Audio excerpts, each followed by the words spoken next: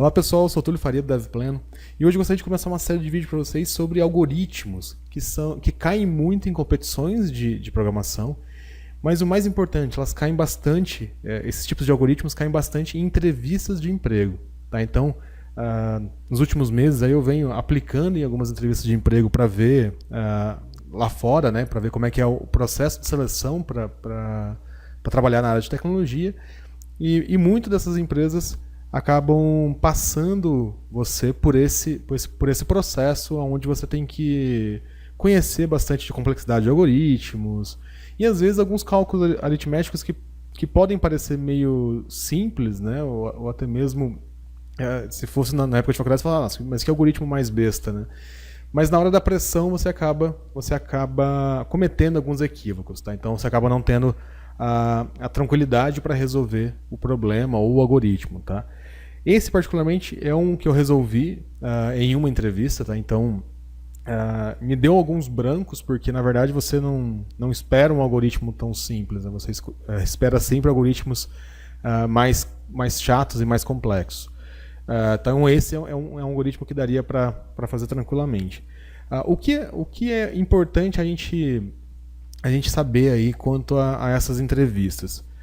Eu já fiz várias aí, né? Então, geralmente eles rodam essas entrevistas em algum ambiente controlado, onde ele consiga, o avaliador ali, o recrutador, ele consegue ver a sua tela ou consegue ver o que você está fazendo, tá? Então, muitas dessas entrevistas não foram feitas no meu próprio ambiente de desenvolvimento, tá? Então, deve ser por algum motivo, para tentar segurar Ctrl+C, Ctrl+V e etc, algo nesse sentido. Esse do relógio que eu vou mostrar para vocês hoje, ele foi desafiador para mim, por quê? Porque o ambiente em si era bastante ruim, tá? Então ele não deixava ele não guardava os casos de teste, então eu tinha que rodar o código, por exemplo, no console do Chrome, né? Então isso dificultava bastante ali você criar o algoritmo e tudo mais. Mas quando você está sendo avaliado, você tem que remar conforme a maré, né? ou nadar conforme a maré, porque não adianta você bater de frente com a ferramenta, porque realmente é o que eles escolherem ali. Tá? Então, mas tem algumas outras, como Codility, HackerRank, etc. Tá? Então, a gente vai fazer alguns vídeos específicos sobre essas plataformas e alguns macetes sobre as plataformas para você conseguir ir bem nesses algoritmos. Tá? Bom, esse que eu vou mostrar para vocês hoje é um algoritmo de um relógio, tá? Então, qual que é a ideia dele? O enunciado eu não tenho ele escrito, tá? Porque ele foi passado para mim como por voz, tá? Então, eu não tenho ele o enunciado em si dele ali. Mas qual que é a ideia? Que a gente tem que criar uma função. Vou criar ela aqui já. Ela recebe dois parâmetros aqui. Recebe quantas horas o relógio está marcando e quantos minutos o relógio está marcando. Então, essa função ela retorna o ângulo entre os dois ponteiros. Então, o que acontece? A gente tem um relógio aqui, nesse caso ele está marcando 1h30. Qual é o ângulo que esses dois ponteiros formam? Tá? Então, quanto é esse valor aqui? Tá? Por exemplo, nesse relógio aqui, ele está marcando 3 horas, então aqui teria que retornar 90 graus. Tá? E aqui, por exemplo, onde a gente tem... esse relógio está um pouco errado, na verdade, porque qual que é a grande sacada? Não sei se vocês perceberam, mas igual aqui, em 1h30, o relógio da hora está em 6 e o relógio da hora está do 1 para o 2, né? Então ele andou meia hora aqui de 1 para o 2 e ele andou 30 minutos no ponteiro dos minutos. Tá? O grande pulo do gato aqui é a gente saber que o ponteiro da hora ele não anda do 1 para o 2 de uma vez. Ele vai passar de 1 para o 2. Tá? Então esse é o grande detalhe. Entre o 1 e o 2 aqui ele vai ter 60 posições para andar. Tá? Então essa é a grande diferença entre o algoritmo que a gente tem que considerar. Tá? Então olha só, o que a gente pode fazer aqui? Primeira coisa, vamos usar como base esse relógio aqui para a gente refletir um pouquinho. Se a gente for pensar só no ponteiro das horas, tá? Então esse ponteiro aqui, quanto que ele já caminhou, né? Se a gente fosse considerar que aqui é o zero, quantos graus ele já girou, vamos dizer assim, tá? Então ele já caminhou aqui. Se a gente pensar aqui no 3 é 90 graus, ele andou 45, né? Porque ele andou metade. Concordam? Então, qual que é o nosso objetivo aqui, nosso primeiro caso de teste? É fazer que o ponteiro da hora marque 45 para esse caso de teste. Então, vamos fazer o seguinte, ó, console.log, getAngle, horas 1 e 30 minutos. Aqui a gente espera que ele saia, pelo menos no ponteiro da hora, 45 graus. Tá? Vou salvar ele aqui. Deixa eu só salvar aqui no file.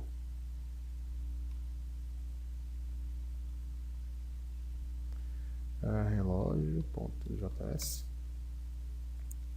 Então, olha só. Vamos fazer o primeiro cálculo aqui da hora. Então, vamos declarar uma variável. Hours angle. Então, o que acontece?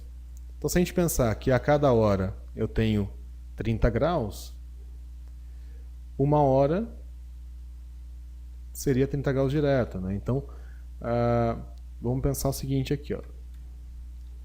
Se horas for igual a 12, eu posso falar que a hora é igual a zero, né?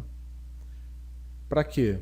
Para que se eu multiplicar por 30, por exemplo, eu não desloque aqui por 12, né? Se bem que daria na mesma, 360. Mas vamos colocar zero aqui. Então, o ângulo dele aqui vai ser horas vezes 30. Né? Então, para cada hora eu ando 30 graus. Legal, vamos retornar. Return hours angle. Vamos executar aqui para ver. Tá, então ele retornou 30 graus. Porque a gente não está considerando os 30 minutos. Né? Então, aqui eu não considerei ainda os 30 minutos. Agora vamos considerar os 30 minutos. Tá? Então, além de multiplicar a hora por 30, o que a gente vai fazer? Aliás, vamos fazer mais um caso de teste aqui. Vamos copiar esse cara aqui. Vamos colocar meia-noite e meia. Por enquanto, sem esse cara. E vamos ver o que dá aqui. Tá, então tá 0 grau. Legal, é isso mesmo que eu queria. Então, meia-noite 0 grau. Meia-noite ao meio-dia 0 grau. 1 hora 30 graus. Ok. Então agora a gente tem que considerar os 30 minutos, né? Porque daí ele faz andar mais meia hora. Então o que a gente vai ter que fazer? Concorda comigo que na verdade, a gente tem que calcular esses 30 graus e qual é a porcentagem que esses minutos caminharam. Então, minutos dividido por 60. Então, se eu tiver 30 minutos dividido por 60, vai dar meio vezes 30. Concordo? Porque o que acontece? Seria mais ou menos saber, olha, se eu andar 60 minutos, por exemplo, que não vai acontecer, porque ele vai mudar aqui, né? Mas se eu andar 60 minutos, eu vou somar mais 30. Então, se eu colocar 1 hora mais 60 minutos, são 2 horas. Então, ele vai ter andado o ponteiro como um todo e o ponteiro do minuto vai estar zerado, né? Então, não faz muito sentido. Tá? Então, o que eu estou fazendo aqui? Calculando mais ou menos a proporção que ele está entre os dois ponteiros. Né? Então, aqui, a proporção daqui para cá. Como ele andou meia hora, 30 minutos, como aqui é 60 e ele andou 30, então ele andou metade do caminho, vezes 30 graus, que é o quanto tem nesse trecho aqui. Né? Concorda? Lembra que a gente fez o cálculo aqui? Isso aqui é 90, aqui é 30, porque eu dividi em 3 partes. Vamos salvar e vamos ver se continua rodando. Então, olha lá que legal. Se a hora fosse 1h30, o ponteiro da hora estaria em 45 graus. Se fosse meia-noite ou meio-dia e meio, ele estaria em 15 graus, que seria aqui, né? Então estaria certinho, tá? Legal, vamos continuar aqui o cálculo. Então, ó, o ponteiro da hora, legal, ele tá certinho. E agora, o dos minutos. Então, ó, por exemplo, igual aqui, 30 minutos, ele está em 180 graus. Se ele está em 180 graus, para cada minuto que eu caminhar, né, então aqui 180 ele caminhou 30, né, então vamos pensar aqui um pouquinho. 180 graus, ele caminhou em 30 minutos. Então, quanto que daria 1 minuto? Concorda que 1 minuto seria 180 por 30? Se a gente tirar um zero aqui e um zero aqui, dá 18 por 3, que dá 6. Então, cada minuto, ele corresponde a 6 graus no ponteiro dos minutos. Então, a gente vai pegar minutos vezes 6. Vamos fazer um teste aqui para ver se realmente é isso que está acontecendo. Vamos só retornar, só para a gente saber.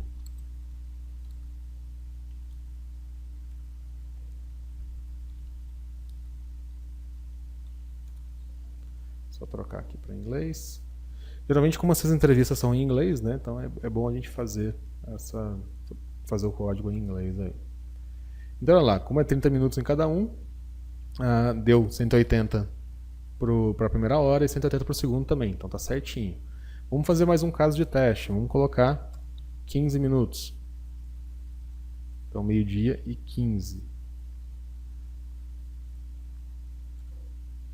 Então, olha, 12h e 15, o ponteiro da hora andou 7,5 e o ponteiro do minuto 90 graus.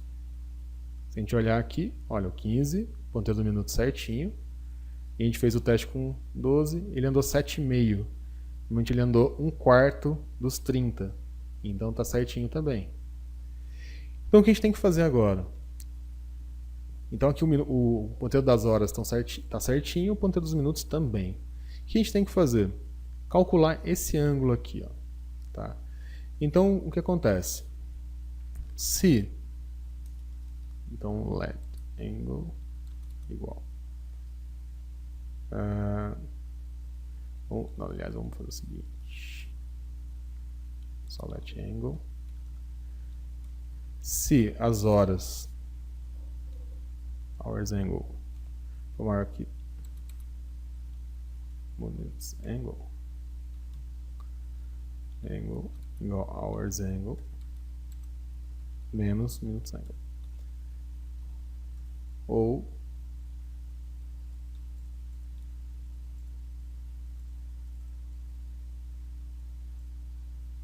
menos, e aí a gente retorna o ângulo aqui. Vamos ver se funcionou.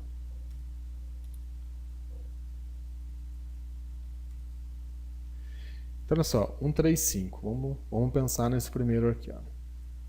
135. Então, eu tenho 180 menos 45. Então, se fosse 180 menos 40, é 140 menos 5 menos 135. Então, tá certinho o ângulo aqui. Vamos pensar no outro caso de teste. 12h e meio. Então, seria o ponteiro aqui e no 6. Então, quanto que deu o resultado aqui? Vamos ver se bateu. 165. Então, na verdade, como ele andou metade, 15, para 180, 165, tá certinho. 12h e 15, ele deu 82,5. Então, vamos ver, medir e 15. Medir 15 aqui, né, 90 graus pro ponteiro dos minutos, para 15 graus, para 15, né? 15 minutos, aliás.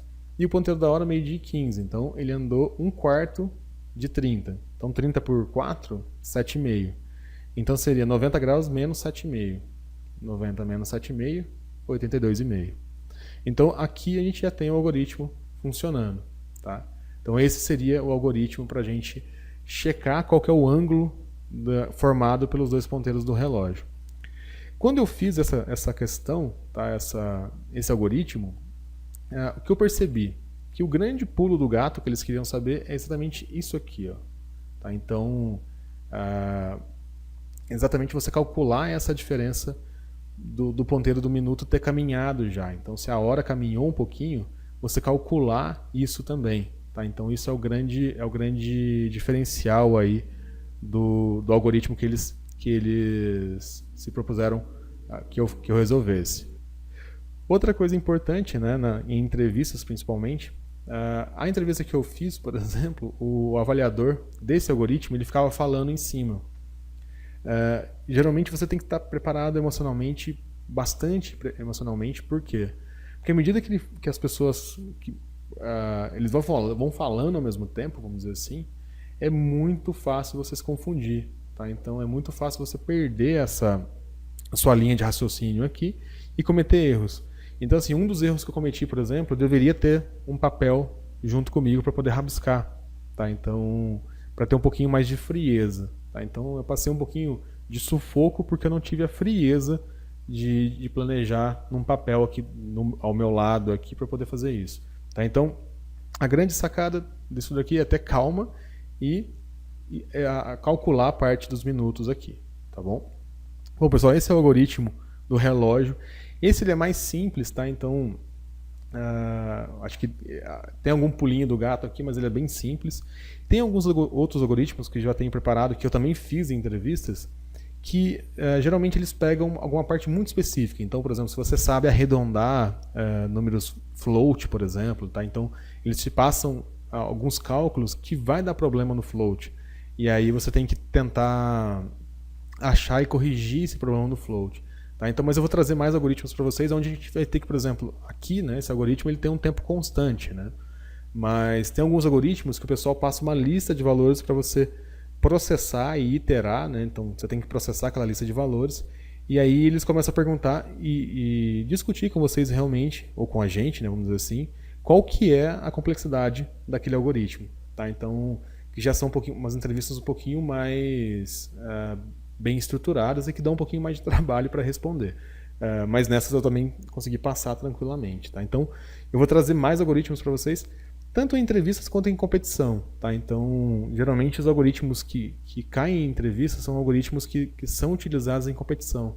Tá? Então, é bastante interessante a gente continuar treinando esse tipo de algoritmo mesmo depois de formado, porque acaba, além de treinar a lógica, né, que é uma coisa bacana, acaba favorecendo aí nas entrevistas.